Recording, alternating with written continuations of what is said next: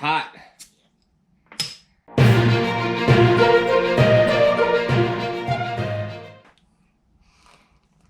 Welcome back to the channel, guys. It's VetOnVettes with another Corvette news. Yeah, I've been gone for like 3 weeks. I apologize. I had kind of an impromptu work trip on an aircraft carrier, and I'm doing a backyard project, a deck. I'm not a decker, but it's coming along nicely. Here's a picture.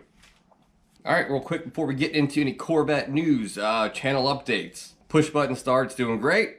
I'll do an update on that here in the next couple weeks. The next mod for this guy is going to be coilovers and sway bars, so stay tuned for that. And I think I'm going to do a Borla exhaust intake on the Mini Cooper coming down the pipeline. See if you like the Mini stuff. Watch out for that. And like always, I got 6 interesting Corvette newsworthy stories from around the globe. So we'll go ahead and get right into it. So C7 owners, some good news for you guys. You got the Grand Sporter Z06 rims. It looks like a judge has upheld the lawsuit and it's going to go forward for all the cracked rims. GM was trying to say that it was a design flaw, not a manufacturer flaw, and pretty much blaming people on the way they drive. So that's kind of shitty. So yeah, they're pretty much saying like, oh, stop driving over potholes and driving stupid. But it's kind of a trend. There's quite a few of these going on, and you know, the rims aren't cheap to replace. I hope if you own a C7 with these rims in question, that this does proceed in your favor. It's kind of shitty what GM is doing, so I'm definitely in the owner's camp, if you will. Chief Corvette engineer himself, Taj Jector, has even addressed the issue, saying it's happened to him even. He's kind of playing it political here, I get it, saying it could happen to anyone, it's happened to him. He's not being too specific on whether or not it's a manufacturer defect or not. But yeah, more to come on this story as it develops. I'll stop again on C8 production. And of course, it's because of a supply chain issue again, but however, this does not have to do with microchips or chips for computers like a lot of other auto manufacturers are facing, such as Ford. Ford has tens of thousands of trucks just sitting on manufacturers' lots. They can't move them to dealers because they don't have the appropriate computer hardware ready to go. So it's kind of a huge issue. But yeah, it looks like the C8 has some very specific supply issues. But yeah, GM's being very vague on this new stoppage. Yeah, it makes me wonder, like, are they trying to drive the price of C8 up even more? It's getting pretty laughable. So, I don't know. We'll see. But yeah, C8 is on halt again. This next story is not so much a story, but I thought it was kind of cool looking. Someone took the C8 design and made it a front engine design to see if the same design cues would work. And in fact, in my personal opinion, it looks pretty damn good. So let's say in a few years, if we go back to the C9 with a front engine setup, I wouldn't mind this as the C9 Corvette all electric deal, which we're probably going to go to anyways. Picture here, if I haven't already included it, looks pretty damn cool. And this, of course, is a rendering. The designer's name here is Rostislav Prokop. He's Czech. I apologize about your name there. But yeah, I like seeing these fun little renderings, you know, it gives us good ideas, and I think it does influence manufacturers to a degree when they see these things, you know, years out. I like to think so anyways. This next story is kind of cool. It's kind of a hypothetical situation, but it's kind of interesting. A mathematician is estimating, giving all the specs of the leaked Z06, is guessing the Z06, the new 2022, 2023 TBD, is gonna hit 0 to 60 in about 2.5 seconds, which is absolutely insane.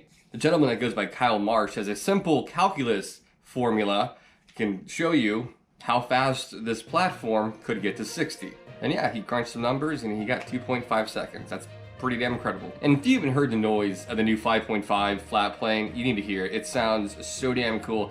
It has a very exotic sound to it, but also a little bit of like muscle sound to it too. It's very unique. I'm really excited about this damn thing. And like I mentioned before, I'm pretty sure it's going to be debuted in July, so stay tuned for that. This next story is also a C8 story, kind of C8 heavy this week, I apologize guys. But it looks like the 2022 Corvette Stingray is going to come with a low profile spoiler. Finally, I do not like at all any of the spoiler options on the C8 Corvette as of now. The high wing to me looks like an afterthought, and the lower profile, if you will. It's not bad, it's growing on me, but still not a huge fan. Picture here, of course. But yeah, this is a simple low profile spoiler. It looks very similar to what you'd see on a C7 Corvette. And I think it cleans up the rear end just a little bit. As of right now, I like the C8 how it is with no spoiler at all. That's just me, but I do think that the rear end of the C8 is the weakest aesthetic looking at it. From the front and side profile, it looks really good. But from the back in person, it kind of looks a little kit carish to me. I mean, I'd still take one, but yeah, the rear end needs a little bit of love. They might do a mid-production refresh. We'll see. TBD on that. And this is from a good source himself. Taz Jector himself actually was recorded saying this about the load. It is so damn hot in here. God, it's like 95 degrees here in Virginia today. But I'm trying to get through this without having a heat stroke. Some more good news for the C8 Corvette owners with the rim issues. It's kind of funny, of all the things that have issues with, Corvettes just can't get the damn rims right, you know what I mean? But it looks like GM has issued a technical service bulletin for the pitted rims, not a recall. So you have to have this exact manufacture date from this to this, bring it in, they'll take a look at it. Recall, typically they'll throw it out for VIN, boom boom, you go in, they fix it, no charge, you're on your way. But you have to go in, they'll see if you have the very unique wheels. There's something like 13,049 vehicles with these very specific rims with the pitted issues. Pretty much when they're molded, I guess they had air pockets inside and it looks ugly and it could probably be pretty damn unsafe. But yeah, so you come in for your scheduled maintenance, they'll replace it if need be. So if you go in a C8, don't assume you're gonna go to a GM dealership and you're gonna get brand new rims. It doesn't quite work like that.